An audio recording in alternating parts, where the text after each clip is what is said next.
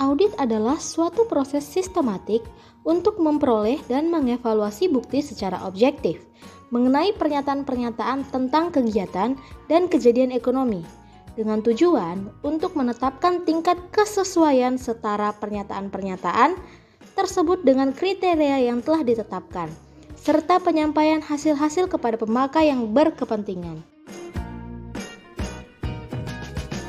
Dengan kata lain, audit kepatuhan adalah audit yang tujuannya untuk menentukan apakah yang diaudit sesuai dengan kondisi atau peraturan tertentu.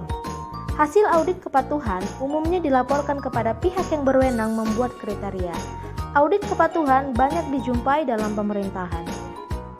Setelah kita mengetahui definisi audit kepatuhan, selanjutnya kita akan mengetahui tujuan audit kepatuhan, yang mana adalah untuk menentukan apakah pihak yang diaudit telah mengikuti prosedur, kebijakan, dan regulasi yang telah ditetapkan oleh badan atau otoritas yang lebih tinggi.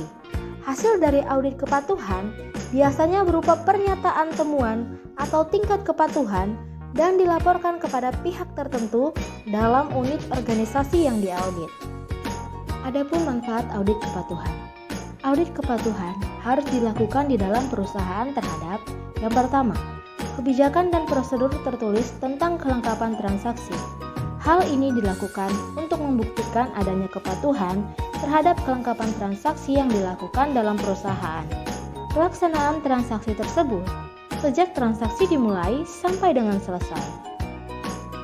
Kedua, kepatuhan terhadap perundang-undangan dalam setiap aspek operasional perusahaan atau bagian organisasi perusahaan harus memenuhi setiap peraturan perundang-undangan dan peraturan internal perusahaan. Perencanaan audit. Setelah auditor memutuskan untuk penerimaan perikatan audit atas SOP perusahaan, langkah berikutnya yang perlu ditempuh adalah perencanaan audit. Ada 7 tahap, yaitu yang pertama, memahami perusahaan bergerak di bidang apa. Yang kedua, menanyakan SOP yang terdapat di perusahaan.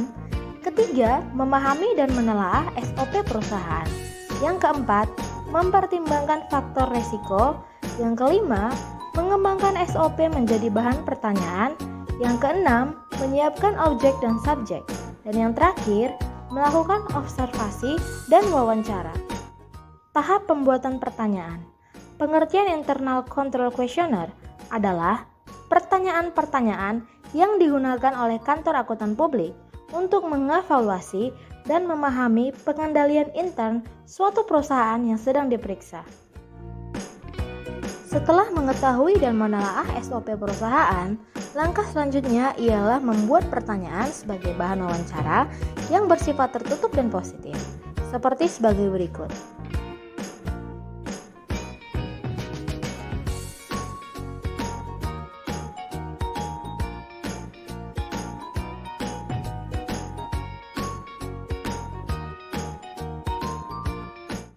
Perencanaan audit.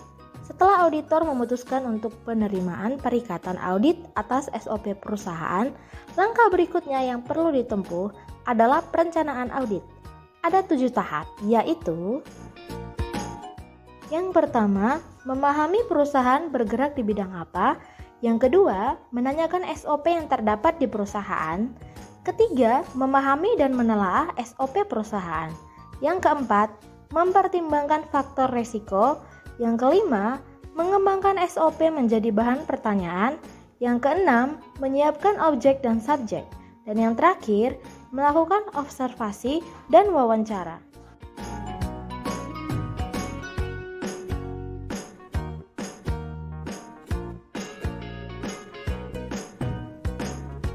Penentuan jenis temuan.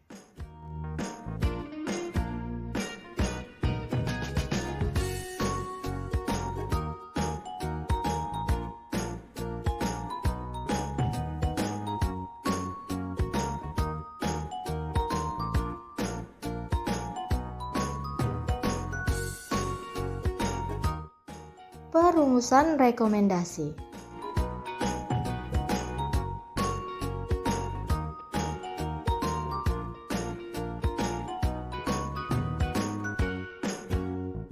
Dan tidak lupa dokumentasi selama proses pekerjaan.